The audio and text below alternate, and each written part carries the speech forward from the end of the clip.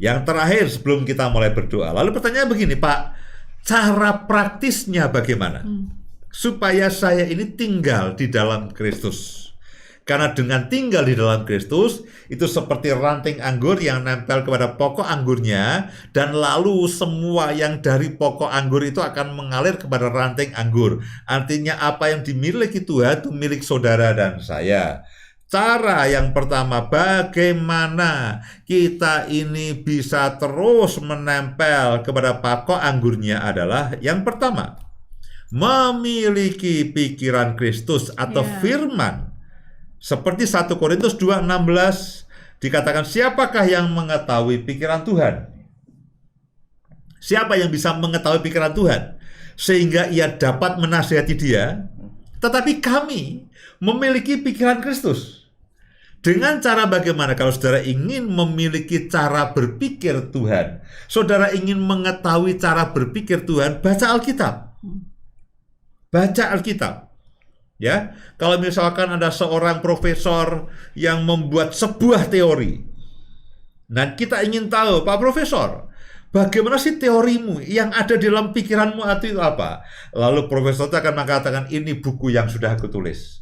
Buku ini itu berisi semua teori yang aku pikirkan dan yang aku sudah coba dan ini betul. Kalau kamu ingin mengetahui teori ini, bacalah buku ini.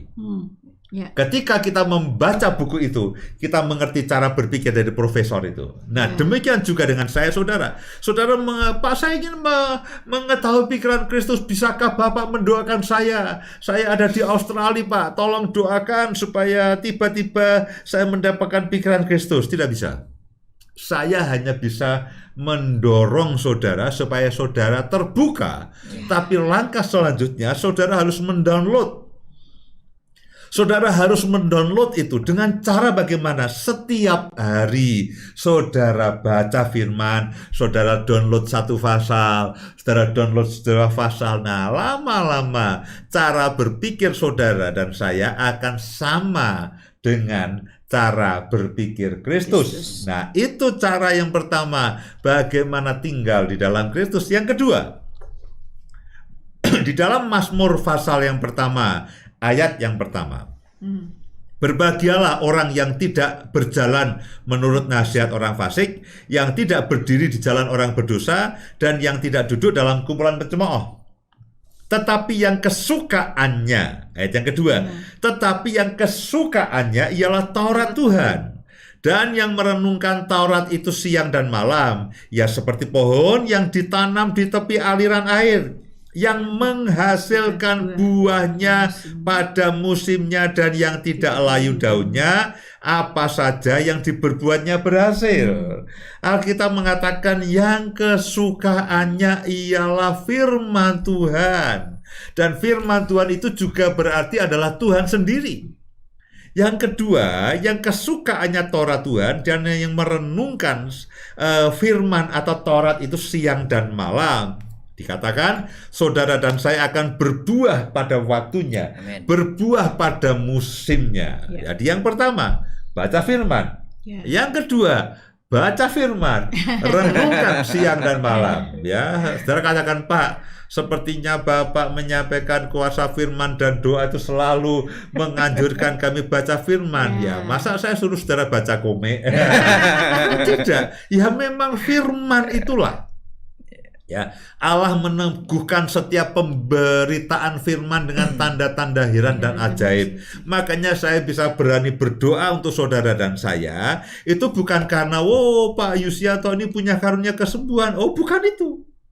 Saya hanya yakin bahwa Tuhan itulah yang meneguhkan setiap pemberitaan firman dengan tanda-tanda heran dan ajaib. Amin. Yang ketiga, sekaligus yang terakhir, sebelum kita mulai berdoa, caranya bagaimana kita ini tinggal di dalam Kristus.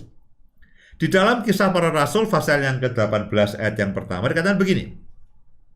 Yesus mengatakan suatu perumpamaan kepada mereka untuk menegaskan bahwa mereka harus selalu berdoa dengan tidak jemu-jemu. Saudara bertanya, Pak, perumpamaannya apa? Silahkan baca sendiri. Ya, kita tidak punya cukup waktu, tapi intinya begini, perumpamaan itu memberikan gambaran. Tujuan daripada Yesus itu memberikan perumpamaan adalah supaya saya dan saudara berdoa dengan tidak jemu-jemu, Amin. berdoa dengan terus-menerus, berdoa dengan pimpinan Roh Kudus. Amin. Itulah cara praktis tinggal di dalam Kristus. Yang pertama, milikilah pikiran Kristus.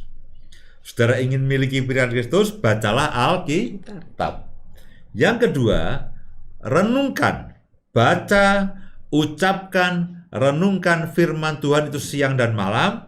Saudara akan seperti pohon yang ditanam di tepi aliran air yang pasti akan berbuah pada musimnya. Saudara akan seperti ranting yang nempel kepada pokok anggurnya yang juga akan berbuah pada musimnya. Ya, saudara akan menyerap semua apapun yang dimiliki oleh pokok anggur itu, dan saudara akan menerima dan saudara akan menikmati semuanya dan saudara akan berbuah. Yang ketiga, bagaimana kita tinggal di dalam Kristus. Alkitab, Yesus mengajarkan, aku memberikan perumpamaan ini. Perumpamaannya apa? Silakan baca sendiri, tapi maksud daripada perumpamaan itu adalah supaya saudara berdoa dengan tidak jemu-jemu. Saya mendorong saudara, kalau memungkinkan pagi hari itu merupakan waktu doa yang paling baik. Sebelum saudara memulai semua aktivitas, saudara menghadap Tuhan, saudara bawa semua kebutuhan saudara, saudara nikmati hadirat Tuhan, saudara deklarasikan setiap kebenaran firman Tuhan, dan sepanjang hari Tuhan saudara akan mengalami hadirat Tuhan. Lalu puji Tuhan kalau saudara bisa berdoa di siang hari, sore hari, malam hari, sebelum saudara memejamkan mata saudara berdoa lagi, tidak jemu-jemunya berdoa. Dan kalau itu saudara lakukan, saudara akan begini, saudara akan dalam tanda kutip ya berlangganan dengan campur tangan Tuhan. Saudara akan berlangganan mujizat.